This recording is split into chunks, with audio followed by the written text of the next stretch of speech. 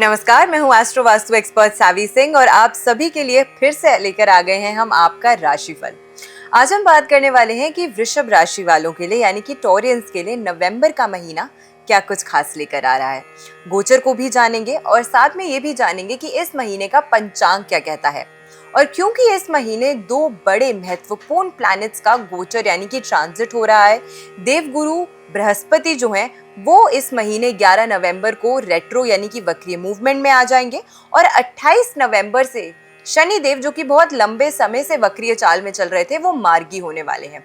और क्योंकि ये दोनों ग्रह सबसे धीमी गति से चलने वाले ग्रह माने गए हैं, इसीलिए इनका प्रभाव भी हर व्यक्ति पे सबसे ज्यादा महत्वपूर्ण तरीके से पड़ता है।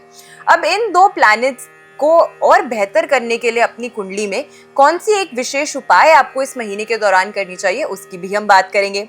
नवंबर के महीने तक हम ऑलरेडी पहुंच चुके हैं, यानी कि साल का अंत अब बहुत ही नजदीक है। ऐसे में हो सकता है कि ये लास्ट के जो 2 महीने हैं वो आपके जीवन में कुछ बहुत ही सकारात्मक बदलाव लेकर आ सकते हैं। तो क्या वो बदलाव रहने वाले हैं और इस महीने का क्या गोचर आपके जीवन में किस तरीके से प्रभाव डालता है, उन सभी चीजों को आज की वीडियो में हम जानेंगे। सबसे पहले पंचांग की बात करते हैं, क्योंकि इस महीने की शुरुआत हो रही है एक बहुत ही पावन अवसर से, जो कि है हरि प्रपोधनी एकादशी, जिसे हम तुलसी विवाह के पर्व के नाम से भी सेलिब्रेट करते हैं, मनाते हैं। ये पर्व जो है वो 1 नवंबर को मनाया जाएगा और इसी के साथ इस महीने की सबसे महत्वपूर्ण पूर्णिमा, जिसे हम कार्तिक पूर्णिमा कहते हैं, वो 5 नवंबर को है। साथ में 5 नवंबर को गुरु नानक देव जयंती भी पड़ रही है। तो 5 नवंबर का जो दिन है वो वैसे ही बहुत ज्यादा सकारात्मकता आपके जीवन में लेकर आ रहा है। देव गुरु बृहस्पति 11 नवंबर से वक्रीय हो रहे हैं और साथ में शनि मार्गी होने वाले हैं 28 नवंबर को। तो ये पंचांग इस महीने को सबसे ज्यादा इंपॉर्टेंट तरीके से आपके जीवन में प्रभाव जो है वो डालता हुआ नजर आता है। इसी के साथ जब हम टॉरस यानी कि वृष राशि की बात करते हैं, तो आपके लिए वैसे तो 9 के 9 ग्रह ही महत्वपूर्ण होते हैं, लेकिन आपकी राशि के स्वामी ग्रह, जिन्हें हम शुक्र देव कहते हैं, वो सबसे ज्यादा महत्वपूर्ण हो जाते हैं, क्योंकि वो डायरेक्टली आपकी राशि का नेतृत्व करते हैं।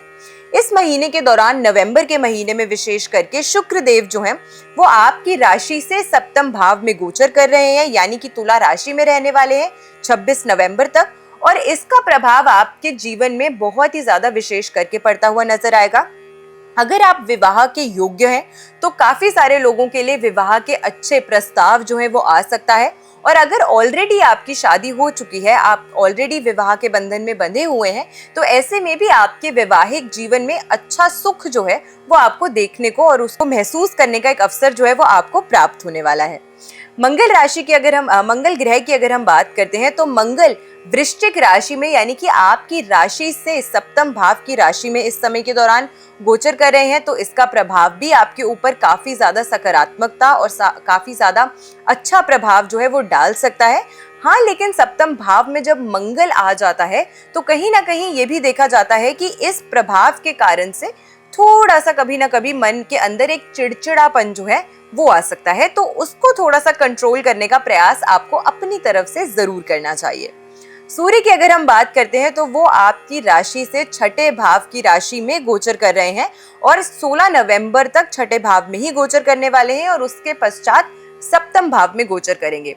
वैसे तो मंगल और सूर्य मित्र ग्रह माने गए हैं, लेकिन दोनों ही क्रूर ग्रह भी हैं। इसीलिए जब सप्तम भाव पर डायरेक्टली ये दोनों क्रूर ग्रहों का प्रभाव पड़ेगा, तो उसके कारण आपके अंदर जो एक तरीके से कंपैशन है दूसरों की तरफ, या आपके अंदर जो थोड़ी सी विनम्रता है, उसकी कमी आती हुई आपको महसूस होगी। और अगर आपको खुद को महसूस नहीं हो रही है, तो ये कमी बखूबी आपके पार्टनर्स को या फिर आपके आसपास के जो लोग हैं, चाहे वो आपकी मैरिज लाइफ में हो या फिर आपके बिजनेस में भी जो पार्टनरशिप्स हैं, उनमें थोड़ी सी आपके स्वभाव में जो क्रूरता है वो उनको महसूस हो सकती है। तो इसीलिए अपने स्वभाव में थोड़ी सी विनम्रता आपको जरूर इस महीने के दौरान बनाए रखने का प्रयास करना चाहिए।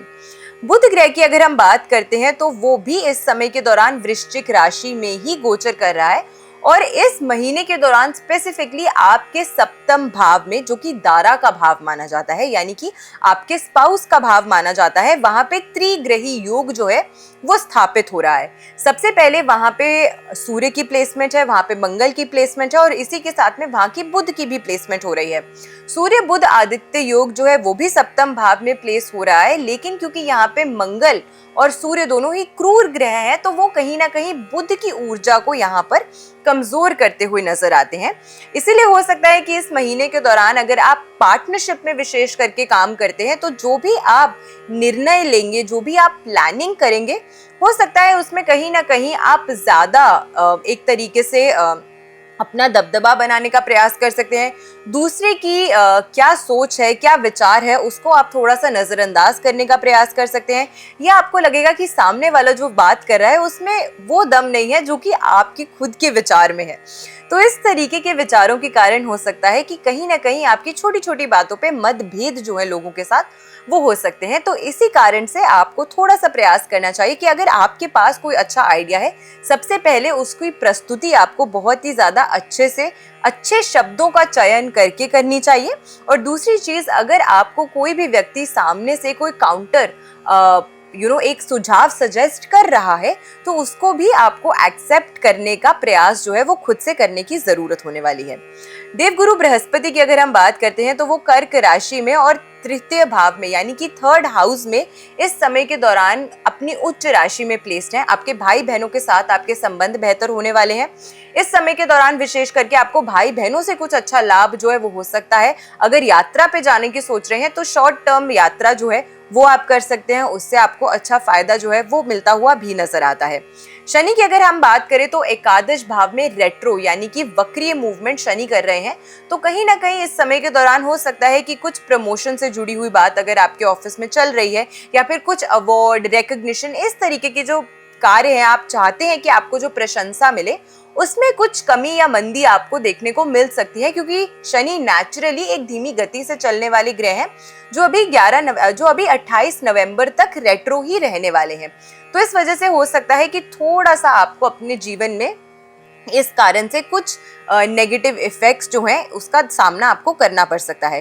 राहु की अगर हम बात करते हैं, तो कुंभ राशि में, शनिदेव की राशि में दशम भाव में स्थापित है, जो कि इन जनरल उन लोगों के लिए जो अपना खुद का व्यवसाय करते हैं, जो अपना खुद का बिजनेस करते हैं, उनके लिए काफी अच्छे योग जो है वो स्थापित कर रहा है। और केतु चतुर्थ भाव में होने की वजह से आपको अपनी मदर के स्वास्थ्य का विशेष करके ख्याल जो है इस महीने के दौरान जरूर रखने का प्रयास करना चाहिए। इसी के साथ में हो सकता है कि प्रॉपर्टी से जुड़ा हुआ लेन देन अगर आप कर रहे हैं, या कोई पैसे का लेन देन आप कर रहे हैं इस महीने के दौरान, तो उसमें अगर आपने किसी को पैसा लेंड किया है, आपने किसी को पैसा दिया है, तो उस पैसे की वापसी आने में थोड़ा सा आपको संघर्ष और अधिक प्रयास जो है वो करना पड़ सकता है। इन जनरल अगर हम बात करते हैं, तो ये जो महीना है नवंबर का, आपके लिए आपके लक्ष्यों को आपको अचीव करने में काफी ज्यादा आपकी सहायता जो है वो करता हुआ नजर आता है। इस समय आपको अपने खर्चों पर थोड़ा सा अनुशासन जो है वो जरूर मेंटेन करना पड़ेगा। अपने खर्चों का विशेष करके ख्याल जरूर रखिएगा। इसी के साथ में आपके रिश्तों में थोड़ा सा खुलकर अगर आप कम्युनिकेट करेंगे, तो आपके संबंध जो है, जो रिश्ते हैं, वो बेहतर होते हुए नजर आ सकते हैं। आर्थिक मामलों में कोई भी फैसला अगर आप लेने की सोच रहे हैं, तो बहुत ही ज्यादा सोच समझ कर लीजिएगा। इसी के साथ अब हम बात करने वाले हैं कि इस महीने के दौरान आपको कौन सी एक उपाय, एक रेमेडी है जो जरूर करनी चाहिए, जिससे ये सभी जो परेशानियां आपको इस महीने के दौरान फेस करनी पड़ सकती हैं, उनसे आपको कहीं ना कहीं रिलीफ मिले। और विशेष करके क्योंकि 11 नवंबर को देवगुरु बृहस्पति रेट्रो हो रहे हैं, तो देवगुरु बृहस्पति का शुभ प्रभाव जो है वही आप पे पड़े, और किसी भी प्रकार से इसका नकारात्मक प्रभाव जो है वो आपको परेशान ना कर सके। देवगुरु बृहस्पति नेचुरली एक बेनिफिक प्लैनेट माने गए हैं, और काल पुरुष की कुंडली में नवम भाव यानी कि भाग्य के भाव का नेतृत्व करते हैं।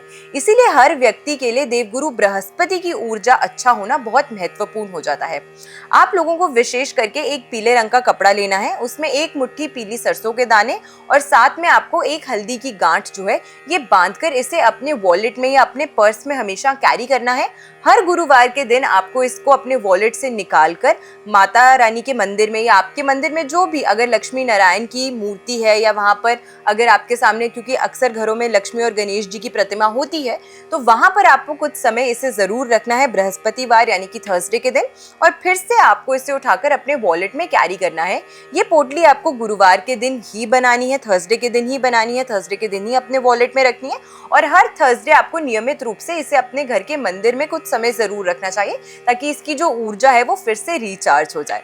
तो मैं आशा करती हूँ आज की जो वीडियो है वो आपको पसंद आई होगी। वीडियो अगर अच्छी लगी हो तो ज्यादा से ज्यादा लोगों तक वीडियो को शेयर जरूर कीजिएगा। ऐसी ही बेनिफिशियल वीडियोस के साथ फिर से लौट कर आएंगे हम इस चैनल पे। आशा करती हूँ आपका दिन शुभ रहे। नमस्कार, जय माता दी।